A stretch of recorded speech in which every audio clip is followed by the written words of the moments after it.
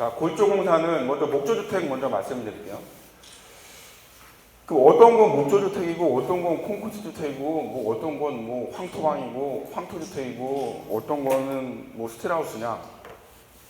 골조를 뼈대를 나무로 만들면 목조주택입니다. 골조를 콘크리트로 치면 콘크리트 주택입니다.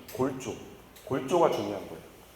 골조를 콘크리트로 주택으로 치고 내부 외부를 나무로 다 갖다 붙였다. 그래서 그건 목조주택이 아닙니다. 그거는 콘크리트 주택입니다. 목조로 짓고 내부 외부에 돌, 금속 많이 붙였다고 해서 그거는 뭐 돌주택이 아니고 그건 목조주택입니다. 골조를 뭘로 치느냐에 따라서 주택의 규정이 된다. 목조주택은 장점은 여러 가지가 있습니다. 뭐 공기가 짧고 하자가 다른 주택에서 좀 적고요. 친환경 주택이고 그리고 목조가 가공성이 좋기 때문에 원하는 디자인을 자유롭게 할 수 있고요. 그리고 하자 유지 보수도 좋고 주택의 수명도 길고요. 내지 지진에도 제일 유리합니다. 제일 강하다고 할 수는 없지만 상당히 유리한 구조입니다. 예. 단점은 이게 이제 어쨌든 나무로 짓는 거기 때문에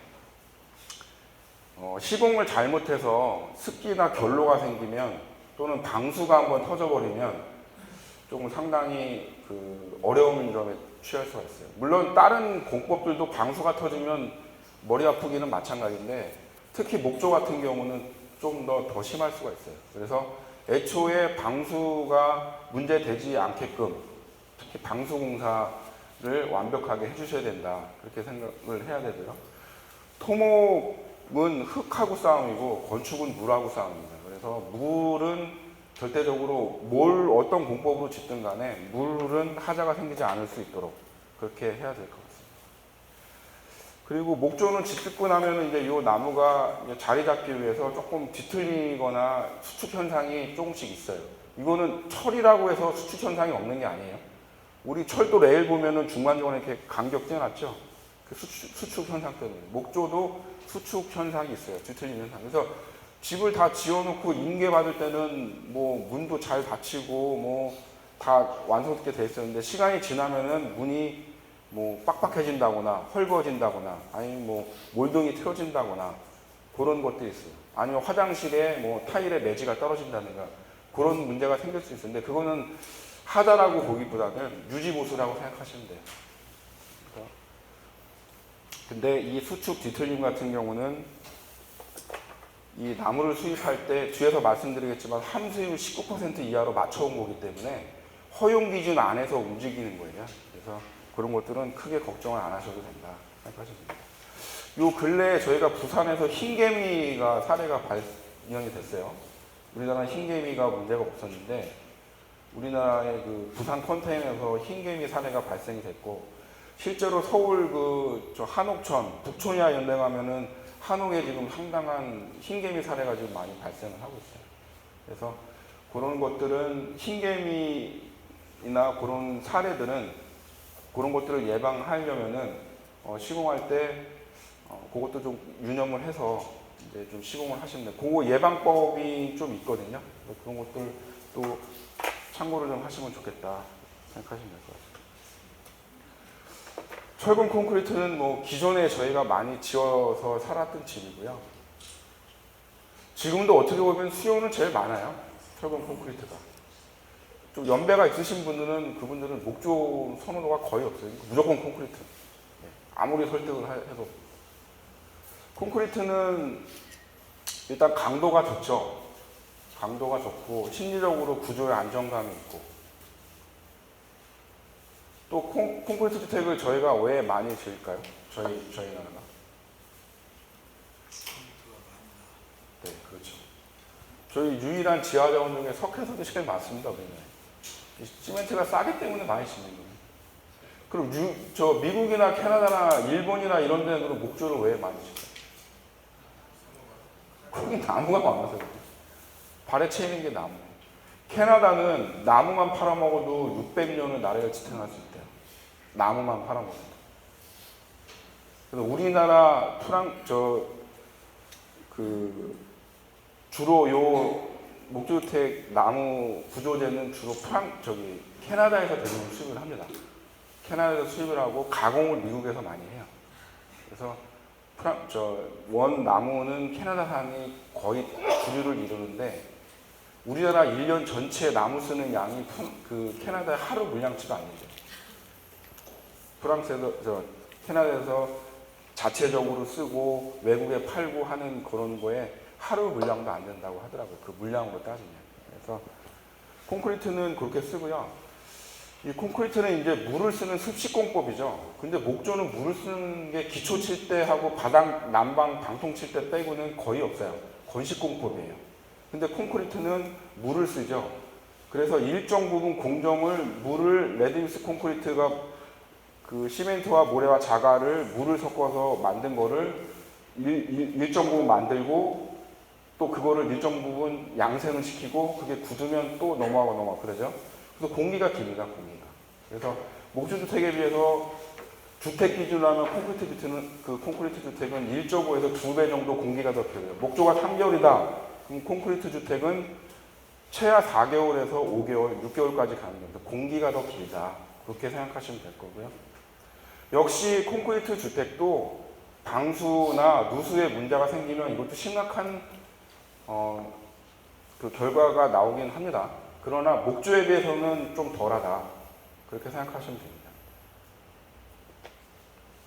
그래서 이거는 콘크리트 바닥에 버린 콘크리트를 치고 그 다음에 유로폼 그리고 철근 배근을 해서 이게 기초를 치는 그런 과정이에요. 이건 지금 줄기초를 치는 그런 거예요. 이렇게 중간중간에 힘을 받는 데다가 줄식으로 해서 기초를 이렇게 치는 거죠. 그래서 이건 줄기초를 지금 치는 그런 사례 같습니다.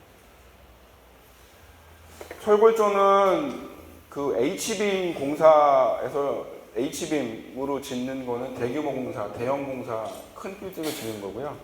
요거는 저희가 이제 주택 지을 때 흔히 말하는 스틸하우스의 예를 만들어 드리는 겁니다. 아까 말씀드린 대로 요거를 만들어진 기원이나 이런 것들은 설명을 드렸고요. 뭐 여러 가지 장단점이 있습니다. 이렇게. 근데 화재가 났을 때 제일 불리한 거는 이런 금속으로 지은 철골조나 H빔으로 지은 집이 화재에는 제일 약합니다. 제일 강할 거라고 생각을 하는데 제일 약합니다. 이 금속은 열이 가해졌을 때 어떤 임계점을 지나버리면 강도가 확 떨어져서 그 구조체로 계속 쓸 수가 없어요. 근데 불이 나면 여러분들 불의 온도가 뭐 100도, 200도 이렇게 그 정도가 아니라 거의 500도에서 1000도 사이가 된다고 하더라고요. 그래서 이 금속을 사용한 골조로 된 건물들에서 화재가 났다. 그래서 그거는 거의 철거라고 보시면 돼요. 그런데 이런 사이에 이제 내화 피복, 뿜칠 같은 걸 해가지고 1시간 반이나 2시간 내화 구조를 만들어주긴 하는데 이게 불이 1시간이나 2시간 이내에 진압이 안 된 경우가 많잖아요. 대형 건물들은. 그걸 거의 철거하시면 된다. 그렇게 생각하시면 될 것 같아요. 장단점은 이런 것들이 있습니다. 그래서 정리를 해드리면 목조는 디자인이 일단 수려하게 만들 수 있고 공기가 짧고 또 친환경 주택이고 뭐 그런 장점들이 있고요. 그 내진에도 강하고 나머지 철골이나 콘크리트 주택은 흔히 많이 지어지는 주택이고 심리적인 강도나 이런 그런 것들이 좀 좋고요. 그렇게 생각하시면 될 것 같습니다. 근데 미국에서 어떤 그 자료를 보니까 콘크리트 건물에 평생 산 사람하고 목조에 산 사람의 평균 수명을 데이터를 보니까 목조가 8년에서 10년 정도 더 장수한다 그런 데이터가 있더라고요. 그거는 제가 말씀드리는 게 아니라 저희 목조주택 짓는 회사에서 영업할 때 주로 멘트로 많이 쓰는 거예요.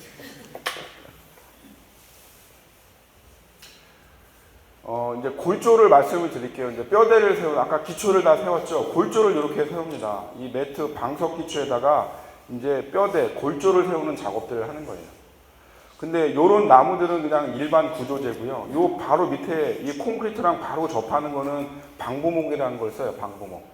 물에 습기에 강한 나무예요. 그거는 이제 이런 구조재를 화학약품을 넣어서 강제로 찐 거예요. 약품. 그 색깔도 밤색이에요. 밤색. 요 밑에. 그래서 요 콘크리트 바닥면에 스폰지 계열의 실실러라는 걸 먼저 하단을 깔아주고 그 위에 방부목을 놓고 그 다음에 구조체를 2단으로 깔아서 기초 토대를 이렇게 마련해주고 요 위에 기둥을 세우기 시작을 하는 거예요. 요 3단을 레벨을 잡아서 쭉 세운 다음에 그 위에 스터드라는 기둥을 세우기 시작을 합니다. 요게 1층 골조가 끝난 거예요. 1층 기도가 끝나면 1층과 2층 사이에 장선, 조이스트라는 걸 깔아주고요. 요 전체를 플랫폼 공법이라고 해요. 플랫폼. 그래서 요 바닥을 깔아주고 여기에 방통을 치고 그 다음에 2층 골조를 또 치기 시작을 합니다. 그래서 1층은 이렇게 해서 마무리가 되는 거고요. 1층에 스터드를 세우고 1층 기둥이 다 세워지면 외부에 합판을 세우고 1층과 2층의 중간에 바닥, 조이스트, 요 플랫폼을 깔기 시작을 합니다. 요 플랫폼이 끝나면 요 바닥에 합판, OSB TG 합판이라는 16mm, 20mm짜리를 바닥에다 깔고 그 위에 또 2층 기둥을 세우기 시작을 합니다. 그리고 요 2층의 스터드, 기둥이 끝나면 요 위에 이제 천정 또는 지붕, 그 작업을 또 저희가 하기 시작을 합니다. 그래서 여기서 이렇게 보시면 기둥재, 여기 조이스트 바닥재, 뭐 내부 벽체에 들어가는 구조 이런 것들이 나무의 사이즈가 다 달라요. 똑같은 나무로 집을 짓는 게 아니라 부위별로 구조가 다 다른 나무를 쓴다. 그렇게 생각하시면 됩니다. 그래서 2층도 골조 세우고 벽체 마감하고 지붕 10번 이렇게 지붕에 골조를 세우죠. 이게 우리말로 하면 석가래. 영어로 말하면 이제 리지를 건다 그렇게 말씀을 드리거든요. 이렇게 라프터, 리지 그런 것들을 이렇게 시공을 해서 골조 공사를 이렇게 마무리를 짓습니다. 건물을 지을 때 주공정이 있고 부공정이 있어요. 주공정은 기초, 골조, 지붕, 창호 그리고 내부 꾸미는 거를 주공정이라고 하고요. 요 골조까지 신속하게 시공을 하고 제일 먼저 하는 게 지붕의 방수를 먼저 합니다. 골조를 다 세우고 지붕 방수를 제일 먼저 해요. 그게 주공정이에요. 왜냐? 골조를 세우고 비가 오면 좀 난감하겠죠. 그래서 내부에 비가 못 들어오게끔 지붕에 시트 방수를 제일 먼저 합니다. 그리고 나서 그 다음에 하는 게 창호를 신속하게 끼웁니다. 창호. 그거는 외부에서 비가 왔을 때 내부에 비가 들어가지 않게끔 습기에 강하게끔 하기 위해서 골조 세우고 지붕 시트 바로 지붕 공사를 하는 게 아니라 지붕 시트를 제일 먼저 씌워요. 그리고 창호를 먼저 씌웁니다. 창호를 설치하기 위해서는 이 비계가 있어야지만 창호를 설치하는 데 용이해요. 물론 없이 시공하는 경우도 있지만 비계를 설치해서 하는 경우는 그래서 2층 골조 지붕 공사 할 때 대부분 비계 설치를 바로 이어서 들어갑니다. 그래야 공기를 아낄 수 있어요. 그래서 골조가 끝나면 지붕 시트 바로 씌우고 창호를 먼저 설치를 한다. 창호 설치를 하는데 그 전에 요 외부에 이렇게 방수를 먼저 합니다. 지붕 방수하고 외부에 방수를 먼저 합니다. 방수. 요거는 요 외부에 붙이는 요 색깔 있는 검은색은 정확히 말씀드리면 방수라고는 할 수는 없지만 일방향 투습지를 붙이는 거예요. 이런 시트지를 여기에 붙여요. 타카핀으로 탁탁 이렇게 붙여요. 이건 뭐냐? 일방향 투습지는 여러분들 몇 년 전만 해도 등산복 같은 거, 코론 같은 거 만들면은 뭐 내부에 땀은 외부로 받쳐주고 밖에 있는 차가운 공기는 옷 안으로 못 들어가는 그런 소재 있죠.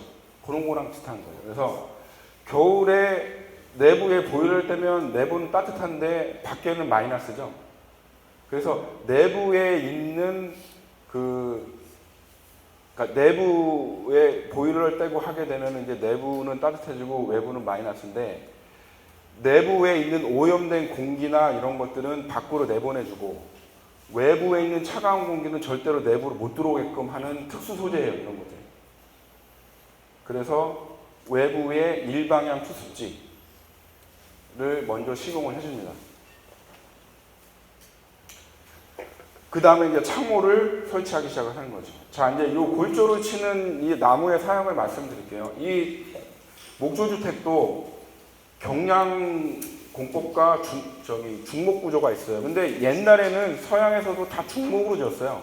나무 큰 걸로 해서 그게 기둥 역할을 하면서 나무로 집을 지었는데, 이 경량목 구조의 기원은 그 미국의 어떤 자재상의 대표가 있었는데, 그분이 중목을 짓고 남은 짜투리 나무들을 너무 그게 많이 남아서 그걸 사용할 수 없을까 해서 연구를 하기 시작을 했어요. 그래서 큰 나무를 구조대를 쓰고 나는 짜투리 나무를 이용해서 만든 공법이 이 투바이 공법입니다. 투바이 공법. 그래서 이 경량목 구조는 이 투바이 공법을 쓰는데, 이게 2x4, 2x6 이런 그 인치 PT 단위를 쓰는 거예요. 우리나라는 매트릭스 미터 단위를 쓰는데, 미국 그리고 뭐 몇 개 국가들은, 미국을 위시한 몇 개 국가들은 아직도 인치 피트 단위를 써요. 그래서 매트릭스를 쓰는 거하고는 많이 다르죠. 우리는 뭐 리터를 쓰는데 걔는 뭐 입방을 쓴다든가 뭐 단위가 좀 많이 달라요. 그래서 투바이 경량목 구조는 투바이 공법, 즉 요 두께는 다 똑같아요. 다 2인치를 쓰는 거예요. 두께는 다 똑같은데 폭이 더 넓냐 좁냐 그렇게 따지시는 거예요. 투바이 6부터 12까지 두께는 같은데 폭이 좁냐 넓냐 그렇게 쓰는 거죠. 그래서 요 나무가 폭이 다 다르죠. 그래서 용도에 따라서 이게 다 달라집니다. 2x4 제일 작은 거는 내부에 내벽 세울 때 주로 쓰고요. 외벽은 2x6를 쓰고 1층과 2층의 그 층간 사이의 바닥은 2x10이나 8을 주로 쓰고요. 지붕이나 층간은 2x12를 씁니다. 그래서 집을 지을 때 구조별로 이렇게 나무의 용도가 다 다르다. 똑같은 나무를 쓰는 게 아니다. 그래서 저희가 설계를 할 때 요 목조주택 구조 계산 테이블이 있어요. 수종에 따라서 2x4, 6 요 나무들의 규정들이 그 스판이 얼마까지 가서 얼마 힘을 받을 수 있다는 구조 테이블이 책자가 있어요. 그래서 그 구조 계산을 해서 설계하시는 분들이 설계를 하는 거다. 그렇게 알고 계시면 될 것 같습니다. 이 나무는 이 함수율이 제일 중요해요. 저희가 절 같은 데 가보면은 대형 그 기둥들이 이렇게 갈라져 있죠. 그 나무를 벌채를 하면 그 생목을 바로 못 써요. 변형이 생기기 때문에. 그래서 이 함수율을 맞춘다는 이런 거는 뭐냐면, 나무를 절단해보면 그 안에 세포가 있어요. 세포나 분자나 이런 게 있어요. 그래서 그게 뭐냐면, 습기가 외부에 들어왔을 때 그 세포나 그런 것들이 습기를 머금고 있어요. 그러니까 그 방이 있는 거예요. 그래서 그 방을 강제로 없애버리는 거예요. 그래서 미국이나 캐나다 같은 데 가보면은 나무를 벌목을 한 거를 대형 탱크 같은 데 넣어서 강제로 쪄버려요. 그래서 그 안에 있는 세포 방을 다 죽여버리는 거예요. 없애버리는 거예요. 그래서 이런 함수율이 19%가 있다. 그러면 그 나무에 물이 먹을 수 있는 방이 19% 있다. 그렇게 생각하시면 되는 거예요. 그래서 생목은 대개 80, 90 뭐 이렇게 나와요. 그 습기가. 그래서 그런 것들을 19% 이하로 낮춘 거를 저희가 수입을 한다.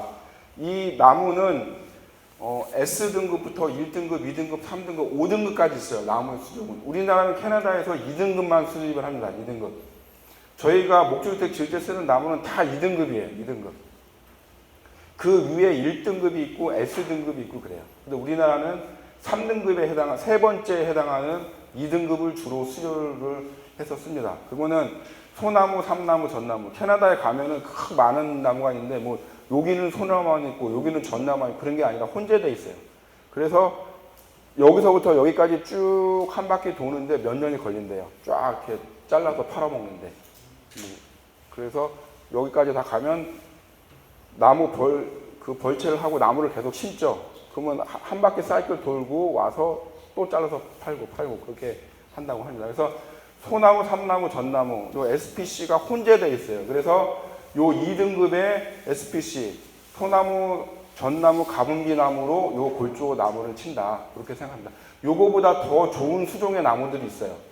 뭐 햄퍼라든가, 오크라든가, 아무튼 요거보다 더 좋은 나무들의 수종이 있는데 미국 사람들은 요거보다 더 좋은 나무로 줘요. 일본도 그렇고. 근데 우리는 요 2등급을 쓰고 중국 사람들은 3등급 이하의 5등급을 수입을 해서 집을 짓는다고 하네요.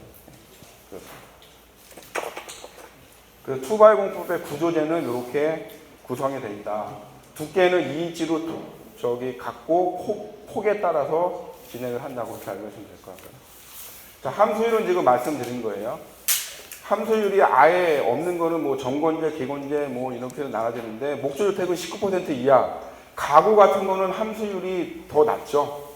가구는 훨씬 낮습니다. 이런 가구는 단단해야 되잖아요. 그러니까 함수율이 낮을수록 고급나무예요. 비싼 거예요.